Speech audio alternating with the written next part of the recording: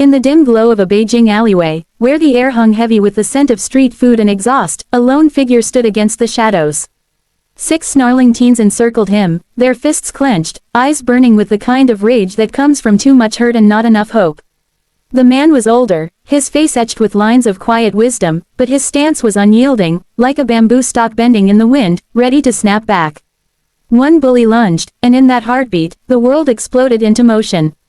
This wasn't just a fight, it was a symphony of grace and fury, a testament to the unbreakable spirit hidden in the most unlikely heroes. But to understand how Jackie Chen, a humble maintenance man with a haunted past, ended up dismantling 6 bullies single-handedly, we have to go back to the beginning. Back to a boy named Li Wei, whose life had been uprooted like a weed in a storm. Li Wei was 12 when his world shattered.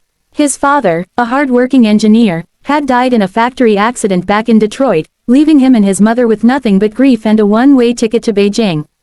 Mom had landed a job at a tech firm there, promising a fresh start. "China's our heritage, Wei," she'd said through tears on the plane. "We'll make it home." But for Wei, it felt like exile. He was the skinny American kid with broken Mandarin, thrust into a bustling school where he stuck out like a sore thumb. The other kids whispered about his accent, his clothes, his everything. And then there were the bullies, led by Zhang Hao, a broad-shouldered 13-year-old with a chip on his shoulder bigger than the Great Wall. Hao and his crew of 5 ruled the schoolyard with iron fists and cruel laughs. They targeted anyone who didn't fit, the quiet girl with glasses, the chubby boy who loved drawing. But Wei, he was prime real estate. On his first day, they cornered him in the bathroom. "Go back to America, little ghost," Hao sneered, shoving Wei against the sink. The punch to his gut followed, leaving him gasping on the cold tile. Wei didn't fight back, he never had. Back home, his dad had taught him to walk away from trouble. "Strength isn't in your fists, son, it's in your heart." But here, walking away only invited more pain. Days blurred into weeks of torment. Hao's gang tripped him in hallways, stole his lunch, scrawled insults on his locker. Wei's grades plummeted, he stopped eating, stopped smiling. His mother noticed, of course. "What's wrong, baby?" she'd ask, her eyes rimmed with exhaustion from long hours at work. Wei would shrug it off, "Just adjusting, Mom," but inside, a storm raged. He felt alone, adrift in a sea of unfamiliar faces and unspoken rules. Nights were the worst. He'd lie awake, replaying the day's humiliations, wondering if he'd ever feel strong again. That's when Jackie Chen entered the picture. Jackie wasn't his real name. Everyone called him Lao Chen, Old Chen, but Wei thought of him as Jackie, like the action star from those old movies his dad loved. Chen was the building's janitor, a wiry man in his 50s with salt and pepper hair and a limp from some old injury. He lived in a cramped apartment downstairs, surrounded by dusty relics, a broken trophy, faded photos of a smiling woman and child. Wei first met him while hiding in the stairwell after school, nursing a bruised arm from Hao's latest prank. "You okay, kid?" Chen had asked, his voice gravelly but kind. He was mopping the floor, his movements efficient, almost dance-like. Wei wiped his eyes quickly. "Yeah, just tired." Chen nodded, not pushing. Instead, he handed Wei a broom. "Help me sweep. Work clears the mind." Reluctantly, Wei joined in.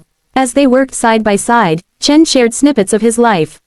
He'd been a kung fu master once, training in the mountains, but life had broken him.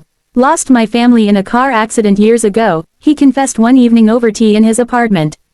"Wife and son, gone in an instant. I quit fighting, quit everything. Became this." He gestured at his janitor uniform, his eyes distant. Wei opened up too, about his dad, the bullies, the loneliness. "I wish I could fight back," he admitted. "But I'm scared." Chen's gaze softened. "Fear is the real enemy, Wei. Kung Fu isn't about hurting, it's about balance.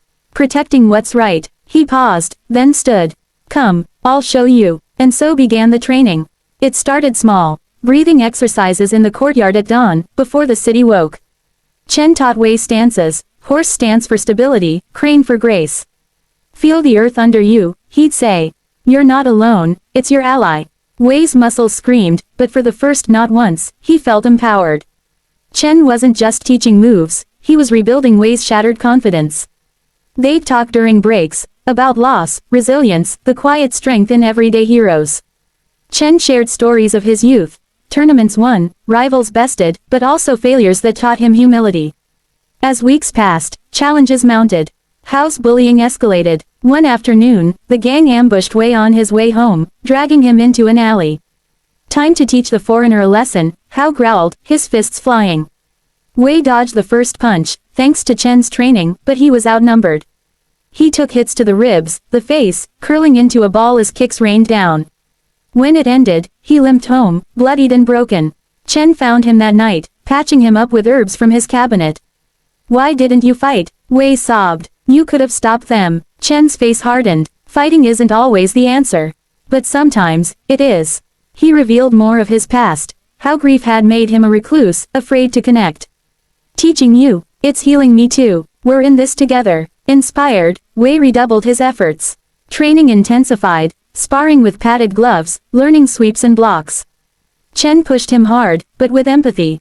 "Remember your father," he'd say. "His strength lives in you." Wei's mother noticed the change, her son standing taller, smiling more. She even joined them for tea sometimes, sharing laughs that eased her own burdens. But the real test loomed. Rumors spread that Hao's gang planned a final showdown, to end Wei for good. Wei confided in Chen, fear creeping back. "I can't do this alone." "You won't have to," Chen promised. But deep down, he knew the bullies' rage stemmed from their own pain, Hao's absent father, the others' poverty-stricken homes. Hate breeds hate, Chen mused. We break the cycle. The confrontation came on a rainy evening, in that same alley where the story began. Wei was walking home when Hao's crew blocked his path. "No running this time," Hao taunted, cracking his knuckles. The six of them advanced, faces twisted in aggression. Wei stood his ground, heart pounding. "I don't want to fight. Just leave me alone." Laughter echoed. Hao swung first, but before the blow landed, a shadow moved. Chen emerged from the rain, his coat shedding water like a warrior's cloak. "Enough," he said calmly. The bullies turned, smirking. "Old man, stay out of it." Chen sighed. "I can't. This boy is like a son to me now." What followed was poetry in motion. The first bully charged. Chen sidestepped, using the momentum to flip him onto the wet pavement. The second and third came together. Chen blocked one punch, swept the other's legs, sending them sprawling. His movements were fluid, economical, born of decades of mastery. No wasted energy, just precision. The fourth grabbed a stick. Chen disarmed him with a twist, turning the weapon against the fifth in a gentle redirect that left him dazed. Hao, the last, roared in fury, throwing wild haymakers. Chen dodged, parried, then struck, a single palm to the chest that dropped Hao to his knees, winded but unharmed. The alley fell silent, save for the rain. Chen stood amid the groaning teens, untouched. "Go home," he said softly. "Find better paths. Strength isn't in hurting, it's in lifting others." The bullies scattered, shame in their eyes. Wei rushed forward, hugging Chen. You took them all down." "Alone." Chen smiled faintly. "Not alone. You gave me reason to fight again." In the days that followed, change rippled outward. Hao, humbled, approached Wei at school. "Sorry," he muttered. It wasn't instant friendship, but a start. Wei's confidence soared. He joined the school's martial arts club, mentoring younger kids. His mother found joy again, even dating a kind colleague. And Chen, he dusted off his old trophy, opening a small dojo in the building.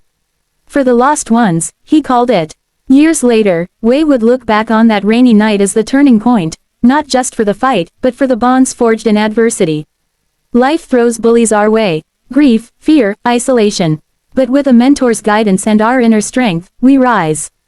Remember, true power isn't in defeating others, it's in conquering ourselves, and inspiring those around us to do the same. In the end, we're all karate kids, learning to stand tall.